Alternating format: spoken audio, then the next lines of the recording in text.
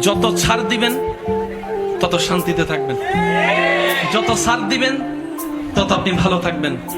যত সহ্য করবেন তত পাইতে থাকবেন, যত সহ্য করবেন তত পাইতে থাকবেন, যত সহ্য করবেন তত পাইতে।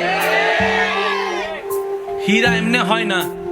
অনেক পথ পার হয়ে হীরা দামি হীরা হয়। স্বর্ণ এমনে তেমনে স্বর্ণ হয় না, কত গরম আগুনের ভিতর দিয়ে গিয়ে তারপরে সেটা হারে রূপ হয়, তারপরে সেটার দাম 2 লাখ 3 লাখ টাকা দিয়ে মানুষ কিনছে। যদি আগুনে পুরা না হয়, যদি শোয়া না হয়, যদি গালি না শুনেন, যদি বদনামের শিকার না হন, যদি আঘাতের শিকার না হন, ততক্ষণ আপনি দাঁড়াতে পারবেন না, দাঁড়াতে পারবেন না।